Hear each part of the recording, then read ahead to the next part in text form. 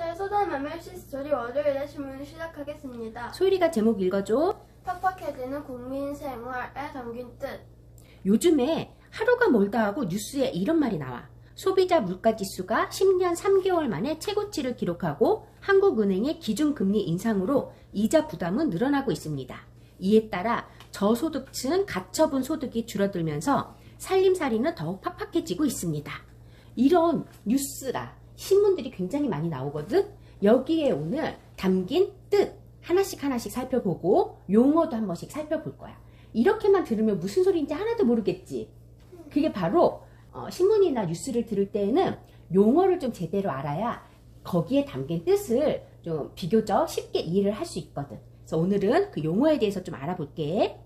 최근에 통계청이 발표한 3월 소비자 물가 상승률을 보면은 지난해 같은 달과 비교해서 4.1%가 늘어났대. 그러니까 최근 10년 3개월 만에 처음으로 4%대로 치솟았다 이 소리야. 엄마가 시장을 보러 갔더니 예전에 애호박 하나가 980원 이렇게 했었거든. 코로나 이전에. 그런데 지금 애호박 하나 사려면 1980원 아니면 2000원이 넘어가. 하나가. 그러니까 얼마나 높아진 거야. 1000원. 그래 1000원 이상씩 높아졌다라는 소리지. 그러니까 식탁 물가가 굉장히 많이 오른 거지. 자, 그러면 물가 왜 이렇게 많이 올랐을까? 코로나 때문에 사람들한테 돈을 너무 많이 줘갖고 돈이 많이 풀려서요. 그 다음 우크라이나 전쟁도. 소율아, 우크라이나 전쟁 때문에 왜? 원자재 값이 올라서. 맞아. 우크라이나가 뭘 수출한다 그랬지, 다율아? 옥수수. 맞아. 옥수수 값도 오르고. 그럼 사료값이 오르겠지? 그리고 석유, 밀, 이런 수출 대국이라고 했잖아. 근데 그런 것들이 다 막히면서 원자재 값이 오른 거지. 이래서 지금 물가가 이렇게 많이 오르게 된 거야. 물가가 오르면 어떤 일이 벌어질까? 인플레이션. 맞아. 물가가 오르는 자체를 인플레이션이 왔다라고 표현을 하지. 그런데 만약에 엄마 아빠의 실제 소득이 조금 올랐어. 한 2% 올랐어. 그런데 물가는 4%가 올라버렸어. 그건 어떻게 되는 거야? 어려워져. 그거는 실제 소득이 그만큼 줄어드는 거랑 마찬가지인 거야. 이게 는 게 아니야. 이런 현상들이 벌어진다라는 거지. 그래서 이 물가가 우리 지금 대통령이 바뀌지, 이 새 정부에서 해결해야 될 가장 큰 민생 문제가 돼버린 거지. 인플레이션이 오면 어떠한 방법으로 물가를 안정시킨다 그랬지? 은행이 이자를 높여갖고 돈을 빨아들여요. 맞아. 은행이 이자를 높인다 그랬어.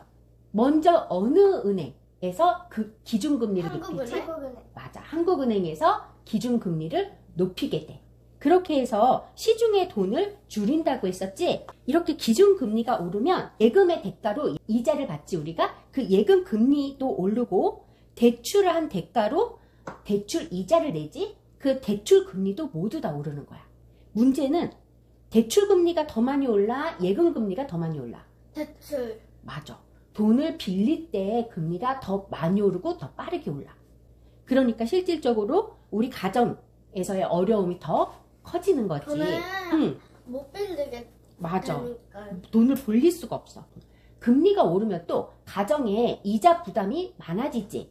그래서 가정들이 어려워져. 그리고 또 기업에서는 어때? 투자를 못해. 맞아. 투자를 못해. 그러면 위축되겠지. 이러한 문제들이 생기는 거야. 그러니까 물가를 안정시키자니 가정도 어렵고 기업도 위축되고 투자를 못해서 이러한 양날의 칼 같은 거야. 이렇게도 하자니 이게 걸리고 저렇게 하자니 저게 걸리고. 그래서 지금 정부에서 굉장히 고민이 깊어지고 있대. 이자를 그런데 안 올릴 수는 없어. 왜?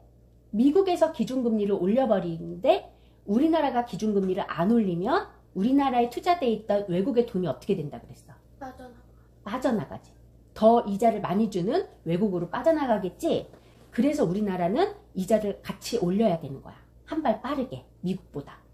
그렇게 되니 우리의 가정에서는 그만큼 생활이 팍팍해진다 이 소리인 거야. 이 기사에서 또 이런 말도 나왔어. 저소득층 가처분 소득이 줄어들었대. 가처분 소득이라는 게 뭘까? 지난 5일 통계청에서는 2021년 4분기, 그러니까 10월에서 12월까지의 그 소득 수준이 20% 이하인 가구에서 적자 가구가 24.4%로 늘어났다라고 발표를 했어.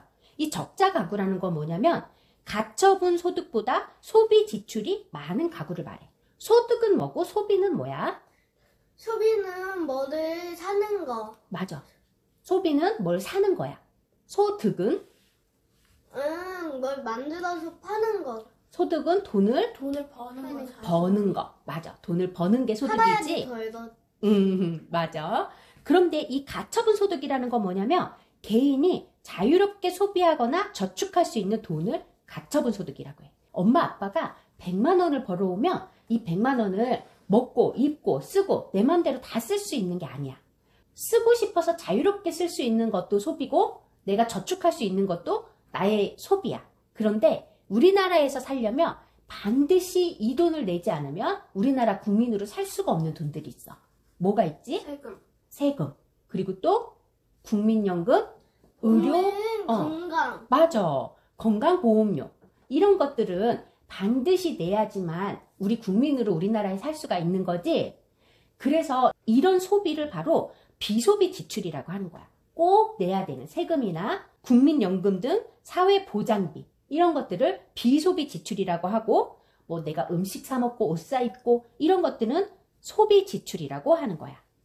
그래서 가처분 소득이라는 건 비소비 지출 빼고 내가 소비할 수 있는 지출, 그러니까 자유롭게 소비하거나 저축할 수 있는 돈, 이게 바로 가처분 소득이라고 하는 거야. 이해가 갔어? 응. 그래서 이 가처분 소득이 줄어들고 있다 이 소리야. 그래서 소비 지출은 내 의지대로 줄이거나 늘릴 수 있지. 그런데 비소비 지출은 내 의지대로 아껴 쓰거나 이럴 수 있어 없어? 없어. 자, 그럼 우리 문제 한번 풀어볼까? 자, 표가 보이지? 이 표는 1년 동안 어떤 가정의 수입과 지출을 정리한 거래. 자, 엄마 아빠가 열심히 일해서 1년 동안 3천만 원을 벌었어. 그런데 여기에 이자나 임대료를 더 벌어가지고 800만 원을 더 벌었어. 그러면 엄마 아빠가 1년 동안 번 돈은 총 얼마야? 3,800원. 3,800만 원. 그런데 여기에다가 음식 먹은 거, 옷 산 거, 통신비 이렇게 해서 1,000만 원, 600만 원, 400만 원 썼어. 이거는 소비 지출이야, 비소비 지출이야? 소비 지출.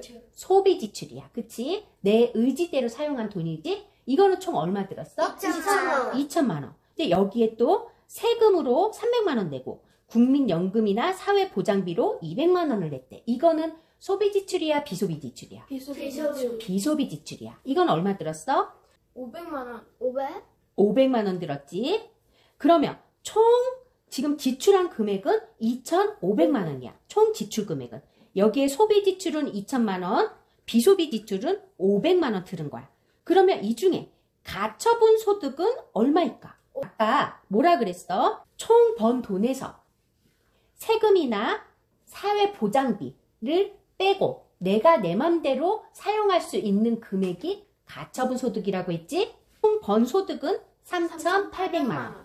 여기에 비소비 지출, 세금과 국민연금 사회보장비 500만 원을 빼면 얼마가 될까? 3,300만 원. 맞아. 3,300만 원. 이게 바로 가처분 소득이라는 거야. 이제 가처분 소득이 뭔지 알겠지? 자, 그러면 처음에 우리 읽었었던 그 기사 한번 소율이가 읽어줄래? 소비자 물가지수 10년 3개월 만에 최고를 기록하고 한국은행의 기준금리 인상으로 이자 부담은 늘어나고 있습니다. 이에 따라 저소득층 가처분 소득이 줄면서 살림살이는 더욱 팍팍해지고 있습니다. 처음 우리 이 기사 읽었을 때 이해가 전혀 안 갔지? 근데 용어를 하나하나 알아보고 나니까 이 기사 읽으니까 무슨 말을 하고 있는지 이해가 가지? 소율이가 그러면 이 기사가 무슨 말을 하고 있는지 한번 얘기해 줄래? 이 기사에서 물가는 올랐는데 세금 빼고 우리가 사용할 수 있는 돈이 줄어들어요. 맞아. 너무 쉬운 기사였어. 물가가 올랐는데 세금이나 이런 사회보장비 빼고 남은 소득이 줄어들었다라는 말을 하고 있는 거야. 근데 이거를 이렇게 어려운 용어로 써놓으니까 우리 하나도 이해가 안 갔지? 쉽게 말하면 줄 응. 텐데. 경제 용어는 굉장히 어려워. 그래서 우리가 반드시 용어를 알고 신문을 읽으면 훨씬 이해가 쉽다는 거야. 그래서 오늘 이렇게 뉴스에 나오는 기사를 통해서 소비자 물가지수, 기준금리, 저소득층, 가처분 소득 용어에 대해서 알아보는 시간을 가졌어. 모두 수고했어요.